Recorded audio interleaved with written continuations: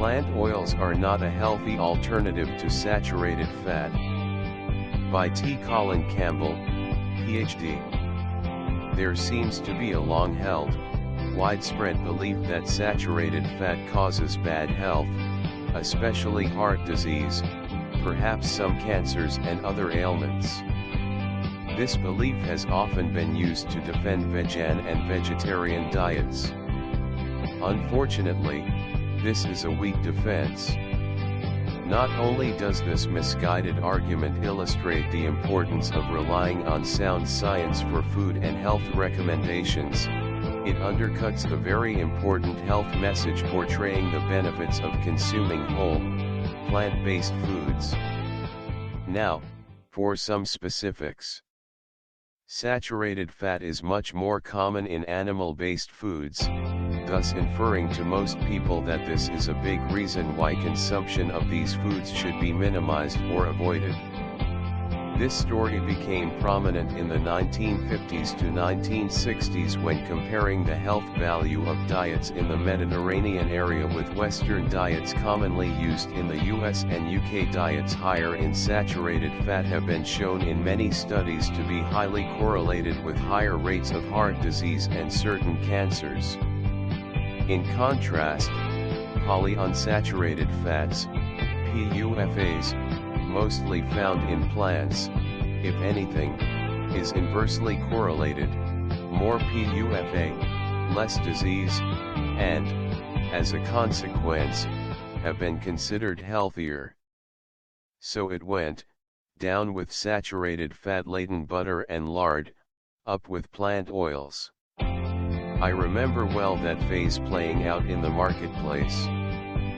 But also at that time, if we were to use the healthier, but liquid plant oils, more PUFAs, this presented a practical problem. People wanted fats that were solid, not liquid, at room temperature because they wanted to use this oil to spread on their bread, like butter. To correct that problem, a chemical process was devised to bubble hydrogen through the unsaturated oil to convert them to a saturated fat, making them solid at room temperature. Unfortunately, this process led to the formation of a mostly synthetic saturated fat, now known as trans fat. And you know this story. Evidence emerged to show that this unnatural form of fat causes heart problems. The evidence that saturated fat is a major cause of heart disease, and possibly certain cancers, arises primarily from studies showing a high correlation between saturated fat-laden diets with more heart disease. This is a classic case where correlation does not necessarily mean causation, a serious misinterpretation. Blindly accepting saturated fat as the causation of heart disease was a mistake. It is not biologically plausible, and this relationship should have been questioned. Let me further explain. Although typically ignored, dietary saturated fat, and its fat companions, dietary cholesterol and total fat, is also highly correlated with animal protein-based diets. But seriously, who would dare to question protein, the bastion of animal-based foods? For over a century, compelling evidence, in rabbit experiments, showed very specifically that animal-based protein was more effective than dietary cholesterol in raising blood cholesterol and causing heart disease. Later, evidence, both in animal and human studies showed that this protein effect on blood cholesterol and early atherogenesis, cardiovascular disease, referred to animal-based protein, not plant-based protein. In short, animal-based protein is more hazardous than lipids, cholesterol and fatty acids. Then, there's another twist that is very important to consider.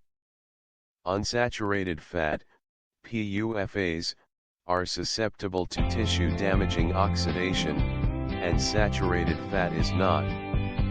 Oxidation brings into consideration the formation of chemically reactive oxygen, as reactive oxygen species, ROS, that causes aging and increases cardiovascular disease and cancer. For example, plant oils experimentally promote cancer much more than does saturated fats. That's right. This is an experimental observation that is at least 30 to 40 years old.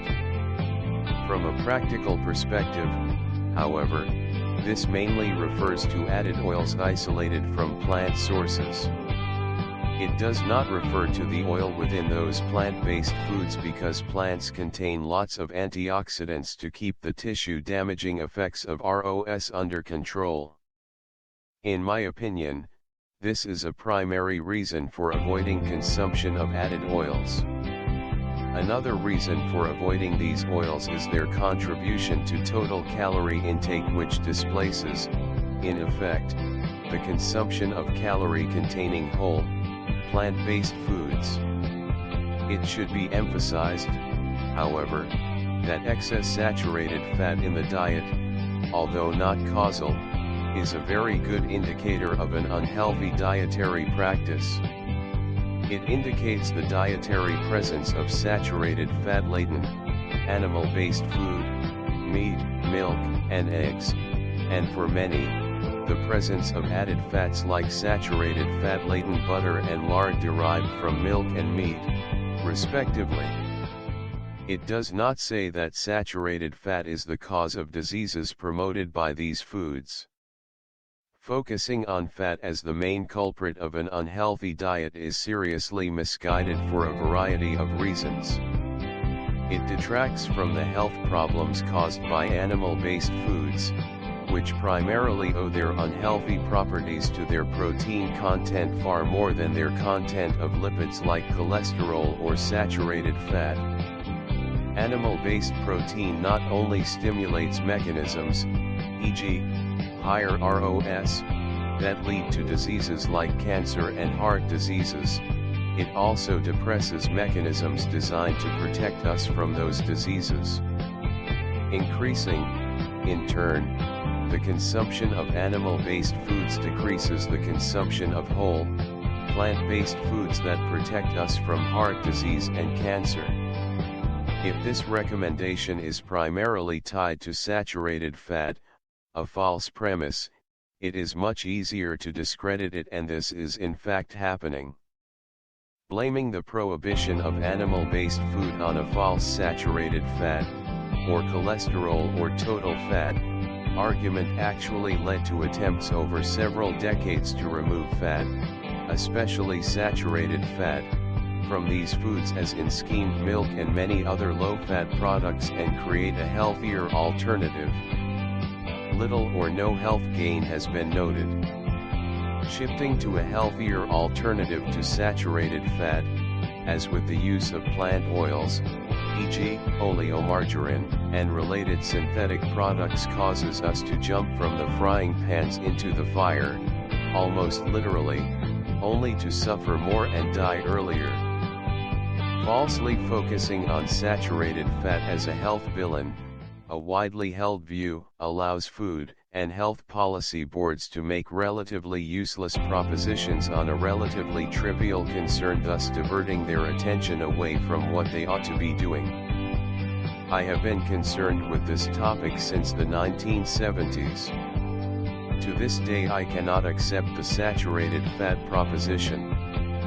Since then, this position on saturated fat and cholesterol has almost become a biblical verse, so to speak. In those days I was making the same point, with less supporting evidence. I predicted that public focus on dietary cholesterol and saturated fat, as causes of heart disease and/or cancer, would someday come back to haunt us, and so it goes.